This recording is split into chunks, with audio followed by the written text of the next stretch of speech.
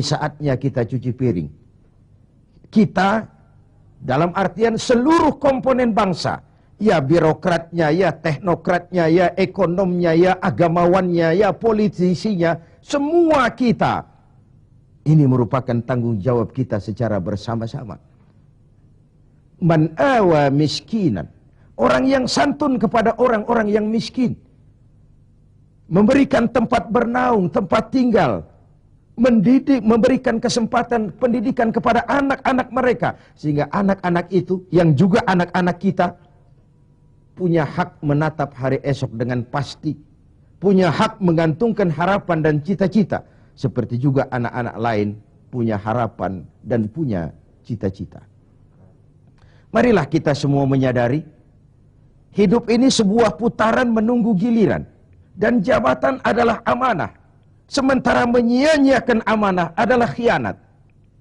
Lebih jauh dari itu, agama mengajarkan apapun yang kita miliki dalam hidup ini sebuah titipan.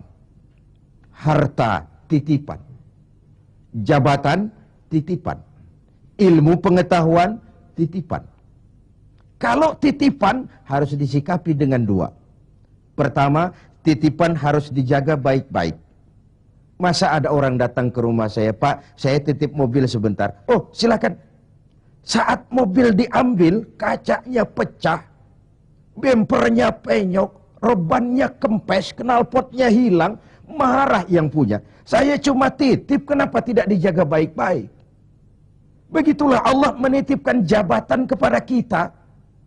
Saat nanti diambil jabatan itu berlumur korupsi, berlumur kezoliman, tipu daya, trik, rekayasa. Tentu marah yang menitip ini. Kau harus bertanggung jawab. Ini kan titipan. Kenapa tidak dijaga baik-baik? Harta titipan. Malahan, kalau saudara diberikan ilmu, pertanyaan akhirat cuma satu. Ilmumu kau amalkan untuk apa? Diberikan kita usia yang panjang, pertanyaan akhirat juga cuma satu. Usiamu kau habiskan di mana? Tapi diberikan kita harta, pengadilan akhirat akan bertanya dua.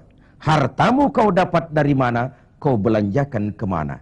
Depan dan belakangnya ditanya, dari mana dan kemananya.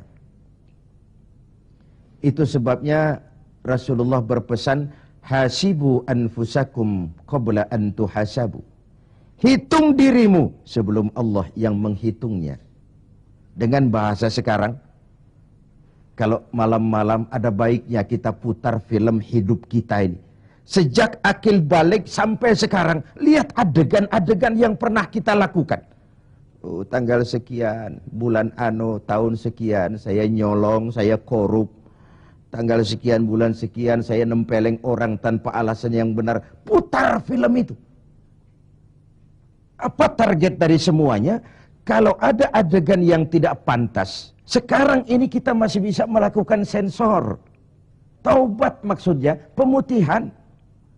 Ada suara yang kurang jelas, masih bisa dubbing. Ada alur cerita yang kurang utuh, masih bisa editing. Proses sensor, proses editing, proses dubbing masih dimungkinkan sekarang. Sekarang, di dunia ini. Kalau nanti di padang mahsyar Allah yang memutar film kehidupan kita, tidak akan ada waktu lagi untuk sensor, dubbing, editing, yang ada tinggal pertanggungan jawab. Dan hari itu seperti sering kita baca dalam surah Yasin, al-yawma nakhtimu ala afwahihim wa tukallimuna aydihim wa tashhadu arjuluhum bima kanu yaksibun. Mulut mereka kami gembok, tangan mereka akan laporan, dan kaki mereka akan memberikan kesaksian terhadap apa saja yang telah mereka lakukan. Jabatan adalah titipan. Dia harus dijaga baik-baik. Yang kedua, kalau titipan tidak boleh membuat orang arogan, sombong. Dititipi, sekadar dititipi kok sombong. Apa alasannya? Orang titip mobil ke rumah saya, yang punya mobil pergi, saya petatang-peteteng, membangga-banggakan. Ini mobil hebat, ini mobil mutakhir, ini mobil canggih. Mobil orang titip. Begitulah kita. Ini jabatan, titipan. Kenapa harus sombong? Ini harta, titipan. Kenapa mesti sombong? Ini ilmu pengetahuan, titipan. Kenapa harus sombong? Titipan tidak perlu membuat kita jadi arogan. Bahkan kalau dia jabatan itu top, kata orang Belanda, legend is louden. Memimpin adalah jalan menderita. Pemimpin adalah orang yang kesepian. Di dunia diikat dengan berbagai macam aturan, di akhirat akan dibuka perkaranya yang besar-besar. Kesepian karena pada dasarnya pemimpin mengorbankan privasinya, bahkan keluarganya. Seorang presiden, seorang wakil presiden tidak punya anak, tidak punya ibu, tidak punya bapak, tidak punya paman. Yang punya paman itu pribadinya. Kalau presiden punya anak, lalu anak-anaknya jadi warga negara kelas 1, ikut-ikut ngurus negara, kan ini penyakit kita. Biarkan pemimpin sebagai pemimpin.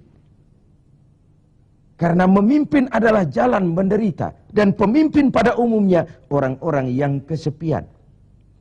Ini musim kerja bakti. Hanya dengan semangat kebersamaan, ke atas saya mengingatkan, ke bawah saya mengimbau.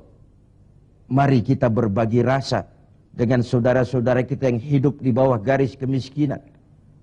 Karena bukan saja ini tanggung jawab nasional, tapi juga tanggung jawab keagamaan.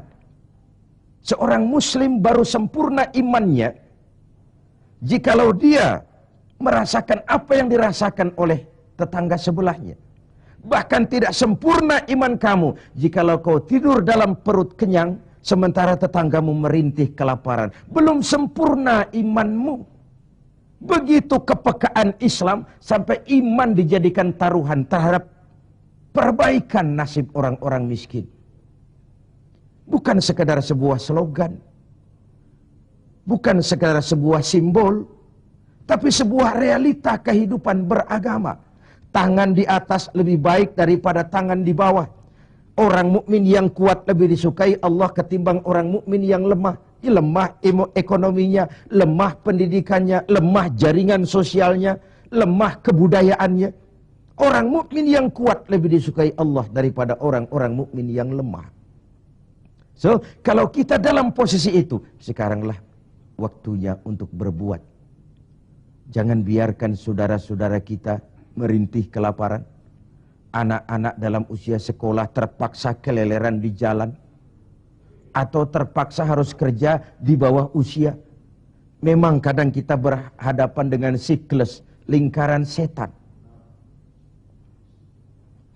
Pendapatan rendah, kenapa? Karena kemampuan rendah.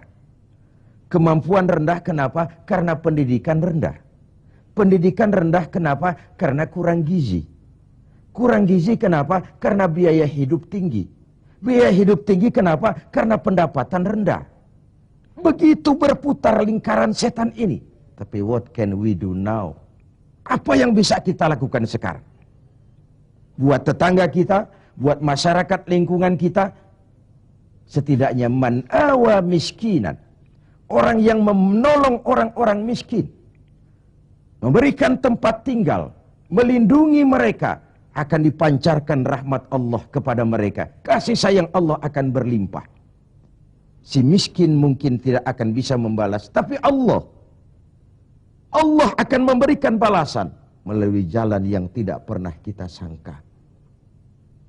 Ketimbang kita mencari kambing hitam. Oke lah, yang salah tetap salah. Tapi kan dengan argumen, bukan dengan sentimen.